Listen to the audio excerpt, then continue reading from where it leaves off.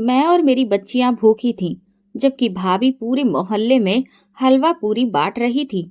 मैंने भाभी से खाने के लिए मांगा तो बोली, अगर बच गई तो दे दूंगी, पर उन्होंने बची हुई हलवा पूरी को फ्रिज में रखकर ताला लगा दिया।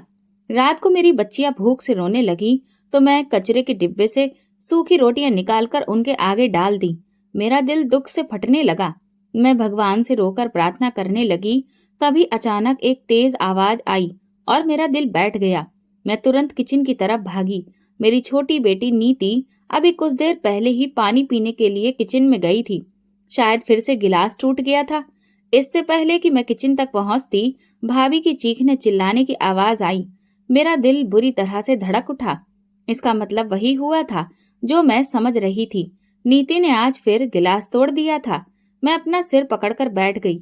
मैं उसे कह रही थी कि अभी उठकर उसे पानी ला दूंगी, मगर उसने सुना ही नहीं और खुद किचन में चली गई। मैं तुरंत उठी और बाहर भागी। ये देखो, तुम्हारी बेटी ने फिर एक नया कारनामा कर दिया है। मुझे लगता है कि तुम जानबूझकर अपनी बेटियों को मेरे बर्तन तोड़ने के लिए भेज देती हो। दरवाजे से दाखिल होते ही भाभी ने गुस्से से घूर कर मुझ पर नजर डाली। नहीं, मैं ऐसा क्यों करूंगी? मैं अभी साफ कर देती हूँ। मैंने तुरंत कांच के टुकड़े इकट्ठे करने शुरू कर दिए। अरे अब तुम रहने दो। तुम लोगों ने तो मेरी जिंदगी नरक बनाकर रखी है। सर पर चढ़कर नाच रही हो तुम और तुम्हारी बच्चियां। मैंने तुम्हें कितनी बार कहा है कि इन्हें अपने कमरे तक ही रखा करो, फिर भी तुम इन्हें किचन में क्यों भेज देती हो? भाभी का बवाल शुरू हो चुका था। मैं जानती थी कि अब इसे रोकना मुश्किल था। मैं चुपचाप उनकी बातें सुन रही थी और कांच के टुकड़े उठा रही थी। वो बड़बड़ाती हुई किचन से दंदनाती बाहर निकल गई। आज फिर वो भाई से शिकायत करने वाली थी। मेरी आंखों में आंसू भर आए। कांच समेटते हुए मैंने बेटी पर एक निगाह डाली। वो किचन की दीवार से लगी डरी हुई नजरों से मुझे देख रही थी। अचानक मेरे हाथ की उंगली में कांच का एक टुकड़ा चुभ गया। मैं दर्द से करा उठी। मैंने तुरंत उंगली मुंह में दबाकर दर्द रोकने की कोशिश की। नीति मेरे पास आई। क्या हुआ मम्मा? आपको चोट लग गई? उसकी आंखों में इस कदर खौफ था कि मैंने तुरंत इनकार में सिर हिला दिया। नहीं, कुछ नहीं, तुम कमरे में जाकर बैठो, मैं तुम्हारे लिए पानी लेकर आती हूँ। मैंने उसके खौफजदा चेहरे पर नजर डाली और उसे तसल्ली देकर कमरे में भेज दिया। फिर खुद जख्मी उंगलियों से कांच के टुकड़े समेटने लगी। मेरा नाम काजल है। मैंने कभी सोचा भी नहीं था कि मेरे हालात मुझे ऐसी जगह पहुंचा देंगे जहां अपनी बच्चियों को 2 वक्त का खाना खिलाना भी मुश्किल हो जाएगा।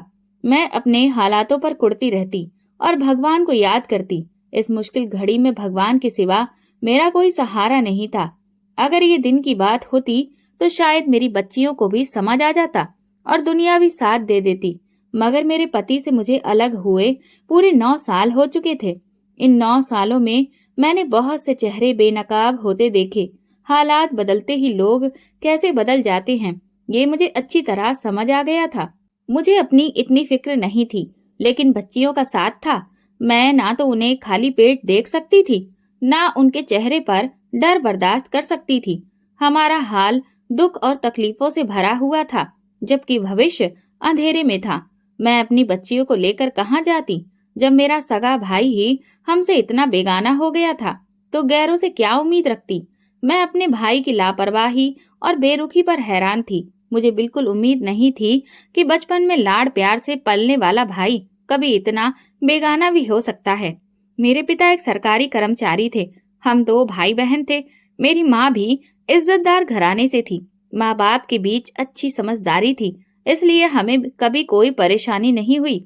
उन्होंने हमारी परवरिश बहुत अच्छे से की, कभी किसी चीज की कमी नहीं होने दी, ना ही किसी मानसिक तकलीफ का सामना करना पड़ा।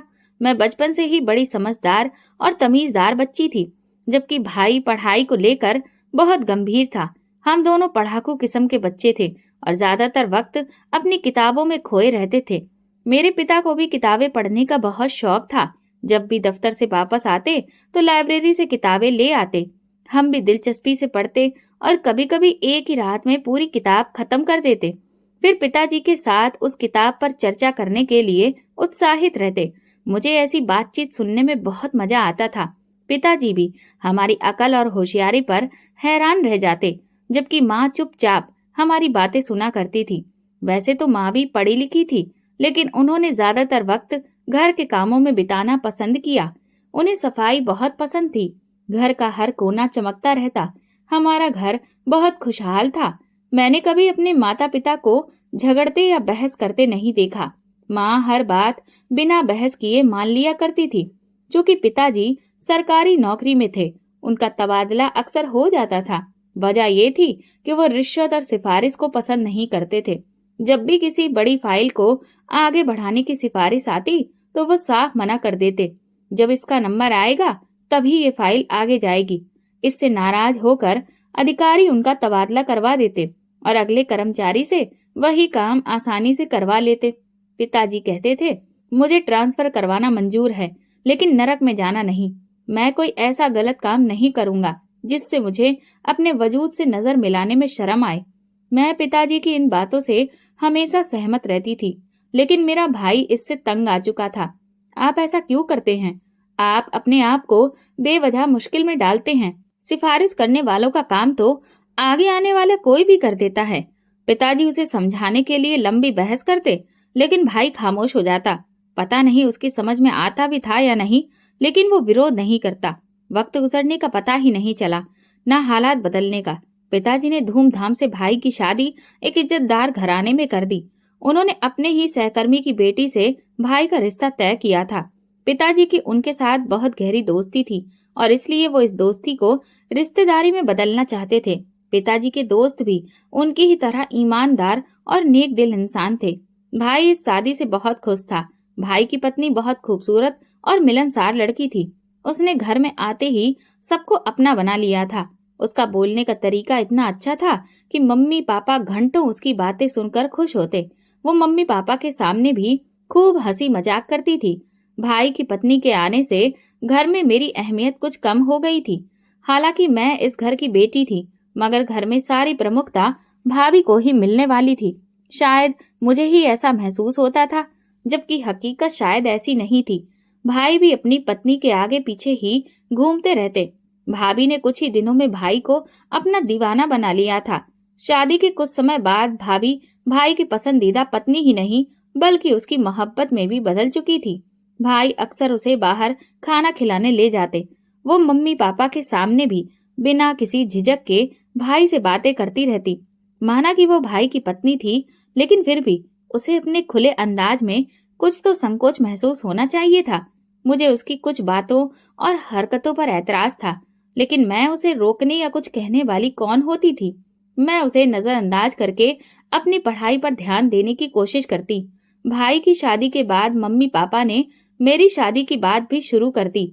अनुराग पापा के ही दूर के रिश्तेदार की बहन का बेटा था। वो हाल में ही पुलिस विभाग में भर्ती हुआ था। अनुराग एक पढ़ा लिखा और अच्छे व्यक्तित्व वाला नौजवान था। उसकी माँ खुशी खुशी मेरे लिए अपने बेटे का रिश्ता लेकर आई थी, तो पापा भी हैरान रह गए। वो ना जाने कितने सालों बाद हमारे घर आई थी। इस रिश्ते में कोई बुराई नहीं थी। अनुराग पढ़ा लिखा अच्छा इंसान था, अपनी माँ का इकलौता बेटा था और उसकी नौकरी भी अच्छी थी, जिसमें तरक्की की संभावनाएं थीं। ऐसे में मम्मी पापा इस रिश्ते से इनकार क्यों करते? माँ ने मेरी पसंद पूछी तो मेरी पसंद हमेशा मेरे माता पिता की पसंद से ही जुड़ी रही थी। मैं ऐसी लड़की नहीं थी जो अपनी मर्जी से कोई इश्क चलाती। मैंने माँ को साफ कह दिया कि जैसा वो चाहे वो मेरी जिंदगी का फैसला कर सकती है। माँ ने मेरा जवाब सुना तो मेरी नजर उतारने लगी और अगले महीने ही शादी की तारीख तय कर दी। मैं बड़े दुखी दिल से शादी की तैयारियों में व्यस्त थी। माँ बाप का घर छोड़कर जाने का दुख बहुत ज्यादा था। मैं जानती थी कि हर लड़की को एक दिन विदा होना पड़ता है, मगर फिर भी मेरा दिल बेचैन था। मैंने इस घर में कई साल गुजारे थे। अब एक पल में वो सब कैसे भूल जाती? जैसे जैसे शादी का दिन करीब आ रहा था, मेरा दिल उदास होता जा रहा था। भाभी को हंसते मुस्कुराते घर में इधर उधर घूमते देख मैं हैरान होती। उन्होंने बहुत जल्दी घर के माहौल और घर वालों को अपना बना लिया था, जबकि मुझे नहीं लगता था कि मैं इतनी जल्दी अपने अपनों को भूलकर नए घर को अपना पाऊंगी। माँ जब भी मेरे पास बैठती तो मेरी उदास शक्ल देखकर मुझे समझाने लगती। मैं चुपचाप माँ का चेहरा देखती। न जाने शादी के बाद ये चेहरा कितने समय बाद देख पाऊंगी, इसका कोई अंदाजा नहीं था। शादी के बाद मुझे दूसरे शहर जाना था। जो हमारे शहर से काफी दूर था। जाहिर सी बात थी कि रोज रोज आना जाना मुमकिन नहीं था। न जाने कितने महीनों बाद मम्मी पापा से मिलने की इजाजत मिलती। ये सब सोचकर मैं बहुत उदास हो जाती। मैं अक्सर माँ की गोद में सिर रखकर रो पड़ती तो माँ मुझे तसल्ली देती, चुप कर पगली, इतना परेशान होने की जरूरत नहीं है। हमारा आशीर्वाद तेरे साथ है। भगवान तुझे हमेशा खुश रखे। बेटियां दूर हो या पास, बस सुखी रहें। माँ की दुआएं सुनकर मुझे सुकून मिलता। शादी के 3 दिन बाद ही मेरे ससुर का अचानक देहांत हो गया। वो बिल्कुल स्वस्थ थे, लेकिन भगवान की मर्जी से उनका बुलावा आ गया था। उनका वक्त पूरा हो चुका था, इसलिए वे इस दुनिया से चले गए। मगर मेरी सास इस सच को स्वीकार नहीं कर पा रही थी। ये खबर उनके लिए बहुत अचानक थी। वैसे तो उन्हें पता होना चाहिए था कि ये भगवान की मर्जी से हुआ है, लेकिन उन्होंने मुझ पर इल्जाम लगा दिया कि बहू के कदम मनहूस हैं, जो आते ही मेरे पति को खा बैठी। मैं अपनी सास की ये बात सुनकर हैरान रह गई। मैं एक पढ़ी लिखी और समझदार लड़की थी। मैं इस तरह की अंधविश्वास भरी बातों पर कभी यकीन नहीं करती थी। ना ही मेरे माता पिता ऐसे थे कि वो ऐसी बात सोचते या हमारे सामने दोहराते। इसलिए मेरे लिए यह बात बहुत चौंकाने वाली थी। साथ ही मुझे अफसोस भी हो रहा था कि मेरी सास ने मेरे कदमों को मनहूस बना दिया था। मैं अपने पति से शिकायत करने पहुंची तो उन्होंने उल्टा मुझे ही समझाने लगे। तुम जानती हो कि माँ इस वक्त किस कदर गहरे सदमे में है। पिताजी की अचानक मौत को हम एक्सेप्ट नहीं कर पा रहे हैं। ना ही उनकी इतनी उम्र थी और ना ही उन्हें कोई गंभीर बीमारी थी। ऐसे में हमें इस सदमे से बाहर आने में कुछ वक्त लगेगा। अगर तुम माँ की कड़वी बातें बर्दाश्त कर लोगी तो फिर उसमें क्या बुराई है। मेरे पति ने उल्टा मुझे ही बातें सुनाई तो मैं चुपचाप उनके पास से उठ गई। वो सही कह रहे थे। मेरी सास सदमे में थी, तभी तो उन्होंने इतनी बड़ी बात कही, वरना कोई भी इस तरह की बात करने के बारे में सोच भी नहीं सकता था। किसी के घर आने से किसी की मौत हो जाए, ये कैसे संभव है। अगर मैं इतनी ही मनहूस थी तो सबसे पहले मेरी अपनी ही मौत हो जानी चाहिए थी, ना कि मैं किसी और की मौत का कारण बनती। खैर, मैं अपनी सास से बहस नहीं कर सकती थी, ना ही उन्हें ये समझा सकती थी। वो मेरी बात सुनने की स्थिति में भी नहीं थी। वो हर रोज अपने पति को याद करके रोती और मेरी तो शकल देखना भी पसंद नहीं करती थी। मैं चुपचाप घर के कामों में लगी रहती। विदा होने के बाद से ही घर का सारा काम मैंने संभाल लिया था। अभी मेरी शादी को पहला हफ्ता ही हुआ था और मैं घर के कामों में व्यस्त थी। मेरी सास अपने पति की मौत का सदमा लिए सारा दिन कमरे में पड़ी रहती और मैं घर के काम निपटाती। मुझे घर के काम काज करने नहीं आते थे, क्योंकि ज्यादातर काम मेरी माँ ही करती थी और भाभी के आने के बाद भाभी ने संभाल लिया था। मैं सिर्फ अपनी माँ के साथ कामों में हाथ बटाया करती थी।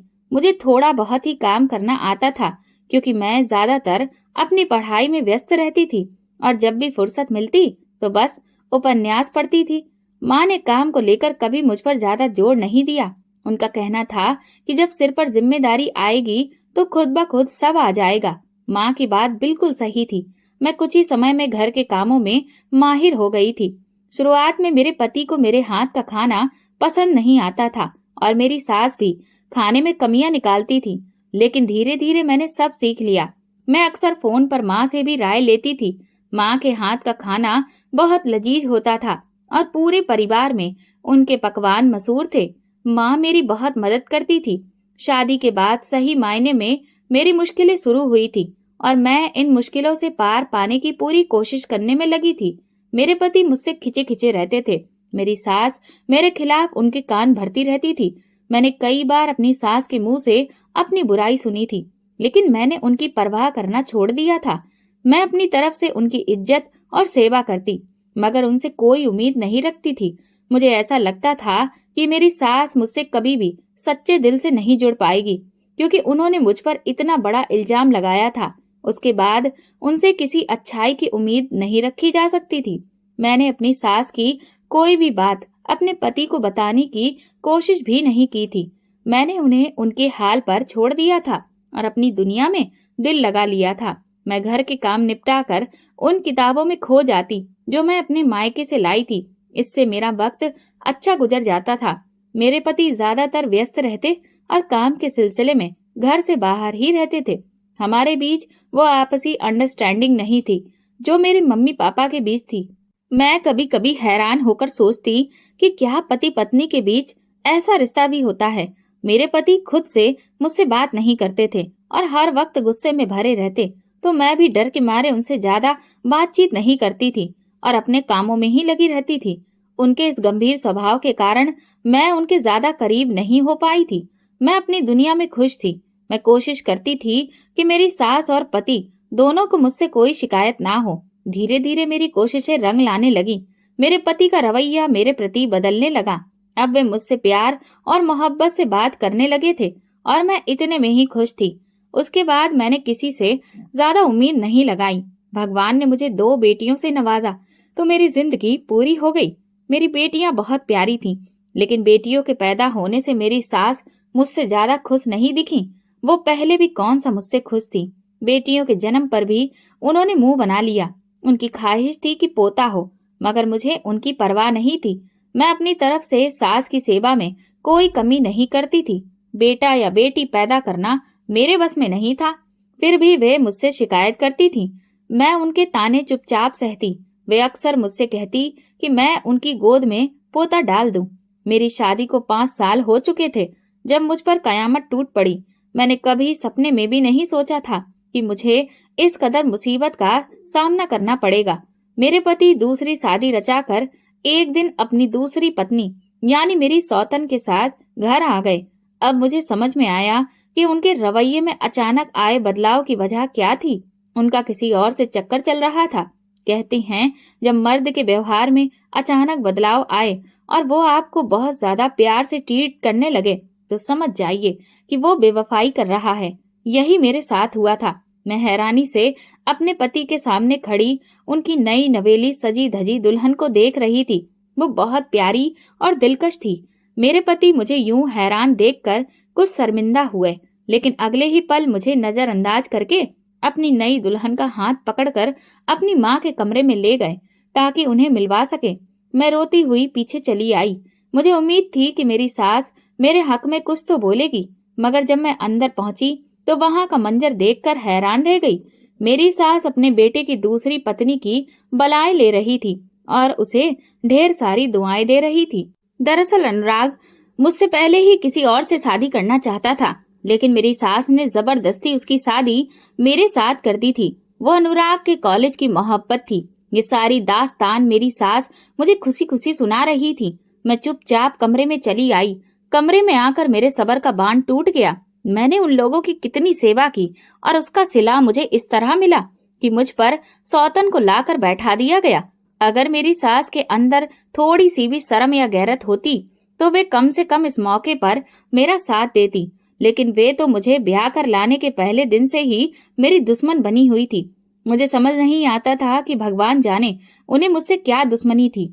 अगर उनका बेटा खुश नहीं था और वो कहीं और शादी करना चाहता था तो पहले ही उस लड़की से शादी करने देती। मेरी जिंदगी बर्बाद करने की क्या जरूरत थी। मैंने अपने मम्मी पापा को अभी तक अपनी सास और पति के रवैये के बारे में कुछ नहीं बताया था, लेकिन अब ये सब हद से बाहर हो चुका था। उन लोगों ने मेरे सब्र और खामोशी का नाजायज फायदा उठाया था। शायद उन्होंने ये सोच लिया था कि जो भी जुल्म करेंगे मैं चुपचाप बर्दाश्त कर लूंगी, और सच में अब तक मैं बर्दाश्त कर भी रही थी। लेकिन अब ये सब मेरे सब्र से बाहर था। आखिर मैं 2 बच्चियों की माँ थी और मेरा पति तो मुझे पहले से ही नजरअंदाज करता था। मुझे कोई वैल्यू नहीं देता था। अब तो दूसरी पत्नी के आने से मेरी हैसियत बिल्कुल खत्म हो गई थी। अगर मुझे बिना पति के ही रहना था तो फिर मैं यहाँ क्यों रहती। मैं अपनी जिंदगी अपनी मर्जी और खुशी से भी तो गुजार सकती थी। ये सोचते हुए मैंने अपने पिता को फोन कर दिया। वे मुझे तुरंत लेने चले आए। वे यहाँ की हालत जानकर हैरान थे। उन्हें यकीन नहीं आ रहा था कि मैं इतने समय तक सब कुछ झेलती रही। मैंने अपने पिता को एक एक बात बता दी। मेरे पिता ने मेरे पति से शिकायत की तो वो उल्टा मेरे पिता पर गुस्सा करने लगा। दोनों माँ बेटे ने मिलकर मुझ में हजारों बुराइयां निकाल दी। वो कहने लगे, इसे तो अकल ही नहीं है, ये तो घर में किसी को बुलाना पसंद ही नहीं करती, ना ही मेरी माँ से कोई बातचीत करती है, बस घर के काम निपटाकर किताबों में खो जाती है। घर में रहने का ये कोई तरीका नहीं होता। ये घर है, कोई स्कूल नहीं। मैं तो हैरान थी। अगर उसे मेरे किताबें पढ़ने या खामोश रहने से ऐतराज था तो पहले ही बता देता। मैं उसकी माँ के साथ बैठकर खूब बातें करती, मगर उसने कभी भी मुझसे शिकायत नहीं की और ना ही कभी मेरे व्यवहार पर मुझे टोका। लेकिन उसके दिल में हजारों शिकवे मौजूद थे, जो मैं आसानी से समझ सकती थी कि मेरी सास ने उसके दिल में डाले थे। मेरी सास ने भी मुझमें हजारों कमियां निकाल कर मेरे पिता को सुनाई। वो कहने लगी, देखिए भाई साहब, मैं तो बहुत प्यार और अरमान से आपकी बेटी को बहू बनाकर लाई थी कि जल्द ही सबका दिल जीत लेगी, लेकिन ये तो अपने पति को भी अपना नहीं बना सकी, ना ही मेरा दिल जीत सकी। मैं तो इसकी माँ के गुणों पर फिदा थी और सोचती थी कि बेटी भी अपनी माँ पर गई होगी, लेकिन इसने तो अपनी माँ की एक भी खूबी नहीं पाई। मेरे पिता ये सुनकर हैरान थे। वो जानते थे कि मुझ में ये सब बुराइयां नहीं थी। आखिर मेरी जिंदगी के इतने साल उनके साथ ही गुजरे थे। मेरे पिता ने फैसला मेरे सिर पर छोड़ दिया कि अगर मैं चलना चाहूँ तो उनके साथ चल सकती हूँ। मैं गुस्से में भरी हुई थी, लिहाजा अपना और बच्चियों का सामान पैक करके पिता के साथ चली गई। मेरी सास और पति ने भी मुझे रोकने की कोशिश नहीं की, बल्कि वे तो बहुत खुश थे कि अब मैदान खुद ही साफ हो गया। लेकिन अपने पिता के घर आकर मैंने जिंदगी की बहुत बड़ी गलती कर दी थी। इस बात का एहसास मुझे वहां पहुंचकर हुआ। मेरे घर पर भाभी का कब्जा था। भाभी का व्यवहार बिल्कुल बदल चुका था। वो पहले वाली खुशहाल भाभी जाने कहाँ गायब हो गई थी। ये भाभी तो हर वक्त माथे पर त्योरियां चढ़ाए, चेहरे पर गुस्सा लिए इधर उधर घूमती रहती थी। मम्मी पापा के घर में अब उनकी कोई हैसियत नहीं थी। सारा जोर भाभी का ही चलता था। उसने काम काज के लिए 2 नौकरानियां रखी हुई थी, जो उसका सारा काम करती थी, जबकि मम्मी पापा को कोई पूछता भी नहीं था। मम्मी अपना सारा काम खुद करती, खाना भी नौकरानी बनाती थी, जबकि मुझे पता था कि मम्मी पापा को नौकरानी के हाथ का बना खाना बिल्कुल पसंद नहीं था। लेकिन वे लोग मजबूर थे, क्योंकि अब घर में उनकी कोई वैल्यू नहीं थी। भाई तो शुरू से ही अपनी बीबी के आगे पीछे घूमता था और अब तो उसकी हालत देखने लायक थी। उसने मम्मी पापा की परवाह करना बिल्कुल छोड़ दिया था। वो सिर्फ अपनी पत्नी की सुनता और उसी की जुबान बोलता। मुझे यहाँ आए 2 हफ्ते हो चुके थे, लेकिन भाई एक बार भी मम्मी पापा के पास आकर नहीं बैठा। ना ही उसने मुझसे कोई बातचीत की, ना ही मेरा हाल पूछा, ना ही मेरे दुख को जानने की कोशिश की। वो अपनी पत्नी के साथ कमरे में घुसा रहता। मैं हैरान थी कि मम्मी पापा ने इस बेटे को इतने प्यार से पाला था और वो शादी के 1 साल में ही ऐसा बदल गया। एक मेरा पति था जो आज तक मेरा नहीं बना, और एक मेरा भाई था जो अपनी पत्नी के पीछे ही लगा रहता था। दुनिया में ऐसे मर्द भी मौजूद होते हैं, ये सोचकर मैं हैरान थी। मुझे अच्छी तरह एहसास हो गया था कि मुझे अपनी जगह नहीं छोड़नी चाहिए थी, बल्कि मुझे अपने पति के घर पर ही रहना चाहिए था। मैंने अपने पिता के घर आकर अपने बच्चों को भी उनके पिता के साए से अलग कर दिया था। वैसे तो मेरा पति अपनी बच्चियों पर कोई ध्यान नहीं देता था, मगर फिर भी घर में उसका साया तो मौजूद था, जबकि यहाँ आकर मेरी बच्चियां बिल्कुल बेसहारा होकर रह गई थी। मेरे भाई भाभी का व्यवहार भी उनके साथ अच्छा नहीं था। जब मम्मी पापा के होते हुए उनका ये हाल था, तो उनके ना रहने पर वे ना जाने मेरी बच्चियों के साथ क्या सुलूक करते। मुझे इस बात का अच्छी तरह से अंदाजा था। मैं चाहती थी कि मेरा पति आए और मुझे मना कर ले जाए, लेकिन कई महीने गुजर जाने के बावजूद उसकी तरफ से एक फोन तक नहीं आया। मेरे मम्मी पापा दोनों ही बीमार रहते थे। वे बूढ़े और कमजोर हो गए थे। ऐसे में मेरी परेशानी ने उन्हें और ज्यादा बूढ़ा कर दिया था। वे हमेशा परेशान रहते थे कि उनके बाद मेरा और मेरी बच्चियों का क्या होगा। अब उन्होंने सोचा कि बीच में रिश्तेदारों को डालकर सुलह करवाने की कोशिश की जाए। माँ ने मुझे इस बात पर राजी किया कि मैं वापस अपनी ससुराल चली जाऊं और जैसा भी हो अपनी सौतन के साथ गुजारा करूं, क्योंकि पुलिस में रिपोर्ट लिखाने का भी कोई फायदा नहीं था। इससे तो ये रिश्ता बिल्कुल खत्म हो जाता, बल्कि और ज्यादा बिगड़ जाता। मैं भी यही चाहती थी कि मेरा पति मुझे वापस ले जाए। मैं अपनी सौतन के साथ गुजारा करने के लिए तैयार थी। आखिर वो मेरे पति का घर था। भले ही मेरी वहाँ कोई हैसियत नहीं थी, लेकिन मेरी बच्चियां अपने पूरे अधिकार के साथ वहाँ रह सकती थी। मैं अपने बारे में नहीं सोच रही थी, मैं सिर्फ अपनी बच्चियों के बारे में सोच रही थी, क्योंकि मैंने देख लिया था कि वे यहाँ किस कदर सहन कर रही थी। सुलह करवाने की कोशिश की गई, लेकिन मेरे पति और ससुराल वालों को ना तो भगवान का डर था और ना ही दुनिया का। मेरे पति ने साफ साफ मुझे लेने से इनकार कर दिया। उसका कहना था कि वो मुझे वहां रखकर मुझ पर जुल्म नहीं करना चाहता। उसका मेरे साथ कोई भी दिल का रिश्ता नहीं है, इसलिए वो मुझे तलाक देकर आजाद कर देगा और मैं चाहूँ तो अपनी मर्जी से दूसरी शादी कर सकती हूँ। उसने ये भी कहा कि वो बच्चों को अपने पास रखने के लिए तैयार है, लेकिन मैंने इनकार कर दिया। तलाक शब्द ने मुझे इतना डरा दिया था कि मैं इसे सुनते ही कांप गई। मैंने अपने पिता को तुरंत मना कर दिया कि मुझे तलाक नहीं चाहिए, मैं जैसी भी हूँ अपनी जिंदगी गुजार लूंगी और कभी अपने पति को मजबूर नहीं करूंगी कि वो मुझे लेने आए। मगर मुझे तलाक नहीं चाहिए था। मैं अपने माथे पर तलाक का दाग नहीं लगाना चाहती थी। मैं बच्चियों से दूरी बर्दाश्त नहीं कर सकती थी और ना ही बच्चियां मेरे बिना रह सकती थी। मैं जानती थी कि अगर मैंने अपनी बच्चियों को उनके पिता के पास भेज दिया तो सौतेली माँ उनके साथ क्या व्यवहार करेगी। यहाँ भी मेरी बच्चियों के साथ अच्छा सुलूक नहीं होता था, मगर यहाँ मेरे माँ बाप का आसरा था और उनकी माँ भी मौजूद थी। मैं अपनी बच्चियों को हर मुसीबत से बचाना चाहती थी। मैं उनके लिए मेहनत कर सकती थी, इसलिए उन्हें उनके पिता के पास नहीं भेजा। मैंने अपने ससुराल वालों से सारी उम्मीदें खत्म कर दी और अपने माँ बाप के साथ अपनी बच्चियों को लेकर जिंदगी गुजारने लगी। अगर भाभी का बस चलता तो वो मुझे उसी वक्त घर से निकाल देती। वो तो ना जाने कैसे मेरे माँ बाप को ही बर्दाश्त कर रही थी, लेकिन वो मम्मी पापा और भाई के डर की वजह से चुप थी। पर उनके व्यवहार से साफ पता चलता था कि उन्हें हमारा यहाँ रहना पसंद नहीं था। मुझे भी उनकी ज्यादा परवाह नहीं थी। माँ बाप का साथ था और मुझे क्या चाहिए था। मैं पढ़ी लिखी थी, इसलिए नौकरी के लिए बाहर निकल गई और अपनी बच्चियों की परवरिश करने लगी। मुझे एक प्राइवेट स्कूल में नौकरी मिल गई। मैंने अपनी बच्चियों का उसी स्कूल में एडमिशन करवा दिया। सुबह सुबह ही मैं अपनी बच्चियों के साथ घर से निकल जाती और छुट्टी के वक्त उन्हें अपने साथ ले आती। माँ बाप की वजह से मुझे बहुत हौसला मिला। हालात सही राह पर चल पड़े थे। पति के घर में भी मेरी कौन सी हैसियत थी, इसलिए मुझे एडजस्ट होने में ज्यादा वक्त नहीं लगा। मेरी बच्चियां भी संभल गईं। मैं अपने बच्चों के साथ खुश रहने की कोशिश करती, लेकिन भाभी से हमारी और बच्चियों की हंसी बर्दाश्त नहीं होती। घर में जब भी हम बातचीत करते या हंसते तो वो दंदनाती हुई आती और या तो बिना वजह झगड़ा शुरू कर देती या फिर कोई चीज उठाकर पटक देती। उसकी अब तक कोई औलाद नहीं थी। शायद यही वजह थी कि वो मुझे और मेरी बच्चियों को बर्दाश्त नहीं कर पाती थी। अब अगर उसकी कोई औलाद नहीं हुई तो इसमें मेरी क्या गलती थी।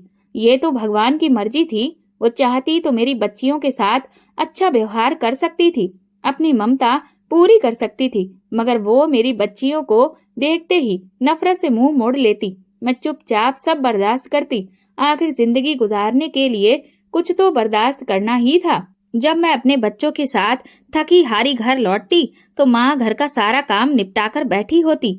मैं माँ को मना करती कि मैं खुद आकर काम कर लूंगी, लेकिन माँ का दिल नहीं मानता था। वो बच्चियों के कपड़े वगैरह तक धोकर रख देती थी, जबकि मेरे पिता बच्चियों की हर इच्छा पूरी करने की कोशिश करते और जो भी चीज उन्हें खाने की होती बाहर से ला देते। मेरी बड़ी बेटी 12 साल की हो गई थी, जबकि छोटी बेटी 10 साल की थी। अब मुझे अपने पति से अलग रहते हुए 9 साल गुजर चुके थे। इन 9 सालों में मैंने बहुत कुछ सहा और अच्छे बुरे हालात भी देखे थे, लेकिन ये सब सिर्फ माँ बाप की जिंदगी तक सीमित था। माँ बाप की मौत के बाद मैं बिल्कुल अकेली पड़ गई थी। भाई से तो वैसे ही कोई सहारा नहीं था, बस मैं उनके घर का इस्तेमाल कर रही थी। अब मैंने अपना खाना पकाना भी अलग कर लिया था। मैं नौकरी से जो कुछ भी कमा कर लाती उससे अपना और बच्चियों का खर्च चलाती, लेकिन भाभी को फिर भी मेरे यहाँ रहने से तकलीफ थी। उन्हें इस बात पर एतराज था कि मैं उनके घर में क्यों रह रही हूँ, हालांकि इस घर में मेरा भी हिस्सा था। मगर ये बात मैं भाभी से कभी कह नहीं पाई। वो हर वक्त मेरी बच्चियों के पीछे पड़ी रहती और उन्हें डांटती फटकारती रहती। उनके सामने मेरी बच्चियां सहमी रहती। मेरी कोशिश थी कि मैं अपना अलग घर ले लूं, लेकिन हालात ने कभी मेरा साथ नहीं दिया। मैं जिस प्राइवेट स्कूल में काम करती थी वो भी बंद हो चुका था। मैंने दूसरे स्कूल में नौकरी हासिल की, लेकिन वहाँ के हालात भी ज्यादा अच्छे नहीं थे। न तनख्वाह ज्यादा थी और कुछ समय बाद ये स्कूल भी बंद हो गया। मालिक को ज्यादा फायदा नहीं हो रहा था, इसलिए उन्होंने स्कूल बंद कर दिया। अब मैं बेरोजगार हो गई थी, जिससे मेरी हालत और ज्यादा बदतर हो गई। मैंने कई स्कूलों में अपना रिज्यूमे दिया, मगर अभी तक कहीं से भी कोई जवाब नहीं मिला। मेरी नौकरी छूटे 1 महीना हो गया था। पिछले महीने की तनख्वाह पूरी खर्च हो चुकी थी। अब मेरे पास इतने पैसे भी नहीं थे कि अपने घर में बच्चियों के खाने के लिए कुछ खरीद सकूं। मैंने भाई से कुछ पैसे उधार मांगे तो उसने साफ मना कर दिया। मेरे पास इतने पैसे नहीं हैं। मेरा तो अपना गुजारा मुश्किल से होता है। तुम देख ही रही हो कि महंगाई कितनी बढ़ गई है। ऐसे में मैं तुम्हें उधार कैसे दूं? भाई के जवाब पर मुझे ज्यादा हैरानी नहीं हुई। मुझे पहले से ही उससे कोई उम्मीद नहीं थी, इसलिए मैं चुपचाप बैठ गई। जब अपनों का ये हाल था तो किसी बाहर वाले से एहसान लेने के बारे में सोच भी नहीं सकती थी। आज सुबह से मेरी बच्चियां भूखी थीं। उन्होंने कुछ भी नहीं खाया था। भाभी ने पूरे मोहल्ले में पूजा की हलवा पूरी बांटी थी। उसकी खुशबू पूरे घर में फैल गई थी। मेरी बच्चियां भी मेरी तरह खामोश थीं, मगर इस खाने की खुशबू से बेचैन हो रही थीं। वे हलवा पूरी खाना चाहती थीं।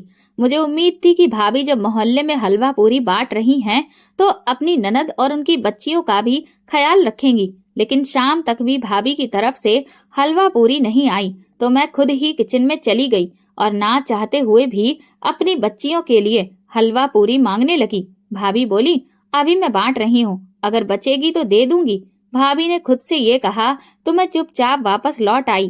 भाभी की तरफ से हलवा पूरी आने की उम्मीद ही रही। उन्होंने एक प्लेट भी नहीं भेजी, बल्कि बची हुई हलवा पूरी फ्रिज में रखकर ताला लगा दिया। अगर वे जरा सी मेरी बच्चियों के मुंह में डाल देती तो उनका क्या चला जाता। लेकिन उनके जहन में तो गुरूर और गुस्सा सवार था, जिसका कोई इलाज नहीं था। मैं सिवाय सब्र के और क्या कर सकती थी। बच्चियां भूख से रोने लगी। उन्होंने सारा दिन कुछ नहीं खाया था। मेरे पास ऐसा कुछ भी नहीं था जो मैं उन्हें खिला पाती। मैं बहुत बेचैन थी। बेचैनी से फिर से किचन में गई कि शायद कुछ खाने को मिल जाए। मैंने सारे बर्तन उलट पलट कर देख लिए, मगर वहां खाली बर्तनों के सिवा कुछ नहीं था। आखिर में मैंने कचरे के डिब्बे से कुछ सूखी रोटियां निकाली और बच्चियों के सामने रख दी। मेरी बच्चियां उन सूखी रोटियों पर टूट पड़ी और उनमें ही अपनी खुशी तलाशने लगी, जबकि मैं एक कोने में बैठकर आंसू बहाने लगी। मेरा दिल फटने लगा था। मुझे कुछ समझ में नहीं आ रहा था। मैं भगवान से शिकायत करने लगी कि उसने मुझे इस हालत में अकेला कैसे छोड़ दिया। मैं इस काबिल भी नहीं थी कि अपनी बच्चियों को 2 वक्त की रोटी खिला सकूं। मेरे साथ सभी लोगों ने गलत किया था। भाई भाभी ने भी मेरा साथ नहीं दिया। मैं भगवान के आगे फूट फूट कर रोने लगी। मेरे आंसू थमने का नाम नहीं ले रहे थे। आज मैं बहुत बेचैन थी। मेरी बच्चियां वे सूखी रोटियां खाकर सो चुकी थी। उनके मासूम चेहरों को देखकर मेरा दिल डूबने लगा। मैं सारी रात भगवान से प्रार्थना करती रही। सुबह अचानक दरवाजे पर दस्तक की आवाज सुनकर मैं चौंक गई। इतनी सुबह कौन आ गया? मैं हैरानी से दरवाजे की तरफ बढ़ी। भाई भाभी अभी सो रहे थे। मैंने आगे बढ़कर दरवाजा खोला तो सामने अपने पति को खड़े देखकर मैं हैरान रह गई। मैंने शॉक्ड नजरों से उसे देखा, जबकि वो शर्मसार सा खड़ा था। अंदर आने के लिए नहीं कहोगी? वो धीरे से बोला। मैं चुपचाप एक तरफ हो गई। वो धीमे कदमों से अंदर आया और आंगन में पड़ी चारपाई पर बैठ गया। उसके हाथ में बड़े बड़े बैग थे जो काफी चीजों से भरे हुए थे। मेरी बच्चियां कहाँ हैं? उसने शॉपिंग बैग जमीन पर रखते हुए इधर उधर देखा। वो अंदर सो रही हैं। मैं बहुत हैरान थी। मुझे बिल्कुल भी अंदाजा नहीं था कि वो अचानक यहाँ आ सकता है। हम दोनों एक दूसरे के सामने चुपचाप कितनी देर बैठे रहे। मेरे पास ना तो माफी मांगने की हिम्मत है, ना ही शब्द। मैं इस काबिल नहीं कि मुझे माफ किया जा सके। मैंने तुम्हारे और अपने बच्चों के साथ बहुत गलत किया।